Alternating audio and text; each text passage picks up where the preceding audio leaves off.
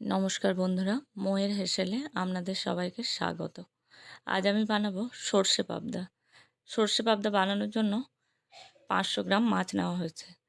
এবার মাছটাকে লবণ হলুদ দিয়ে একটু মেখে রাখতে হবে 10 মিনিট মতো। লবণ হলুদ দিয়ে ভালো করে এপিট ওপিট করে মেখে নিতে হবে। মাখা হয়ে গেলে একটা পেস্ট বানিয়ে নিতে হবে। তাতে 2 চামচ কালো সর্ষে, 2 চামচ পোস্ত আর হলুদ সর্ষে 1 চামচ দিয়ে, আর তাতে 2টো কাঁচা লঙ্কা আর জল দিয়ে একটা স্মুথ পেস্ট বানিয়ে নিতে হবে। দেখুন পেস্ট বানানো হয়ে গেছে। এবার মাছগুলোকে ভেজে নিতে হবে। তেল চলে এসছে, মাছগুলো এপিট ওপিট করে ভেজে নেব। পাবদা মাছ খুব নরম মাছ হয়, একটু আলতো হাতে ভাজতে হবে যাতে ভেঙে না যায়।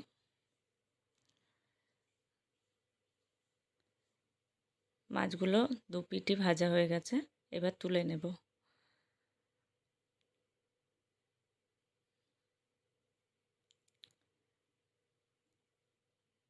খুব সাবধানে তুলে নিতে হবে যাতে ভেঙে না যায়।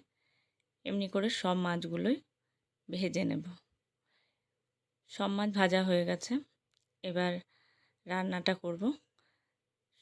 সর্ষের তেলের ওপর কালো জিরে ফোড়ন দিয়ে তারপর আদা বাটা দিয়ে দেব। এবার হলুদ আর কাশ্মীরি লঙ্কা গুঁড়োটা তেলের ওপরই দেব। তেলের ওপর দিলে রঙটা ভালো আসবে। বেশিক্ষণ নাড়া যাবে না, কারণ মশলাটা পুড়ে গেলে স্বাদ আর রং দুটোই খারাপ হয়ে যাবে। এবার ওর ওপর টমেটো কুচি দিয়ে দেব।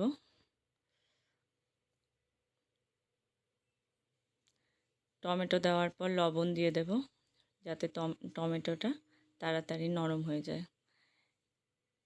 এবার একটু ঢাকা দিয়ে রাখলে নরম হয়ে গেছে দেখা যাবে। টমেটোটা অনেকটাই নরম হয়ে গেছে। আর একটু কষিয়ে নিয়ে যাতে কাঁচা গন্ধ না থাকে টমেটোর, তারপর কষা হয়ে গেলে যে পেস্টটা আমি আগে থেকে বানিয়ে রেখেছিলাম সেটা দিয়ে দেব।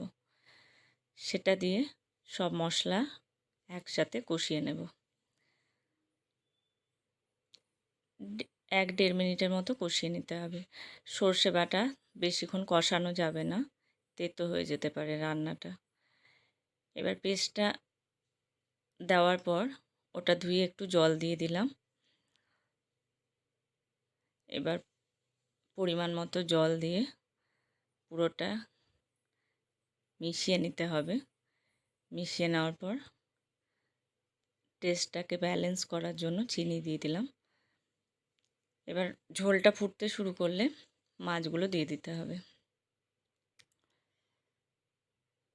সব মাছগুলো ঝোলের ওপর দিয়ে একটু ঢাকা দিয়ে রাখতে হবে। এ মাছ রান্না করতে বেশিক্ষণ লাগে না, মাছ খুবই নরম মাছ। একটু ঢেকে রাখতে হবে। কাঁচা লঙ্কা চেরা, ঝাল যে যেমন খাবে সেরকম অনুযায়ী দেবে।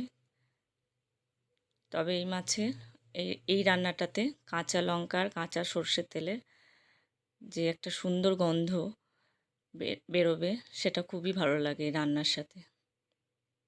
কাঁচা তেল দিয়ে নামিয়ে নিয়ে ভিডিওটি ভালো লাগলে লাইক শেয়ার কমেন্ট করবেন। ধন্যবাদ।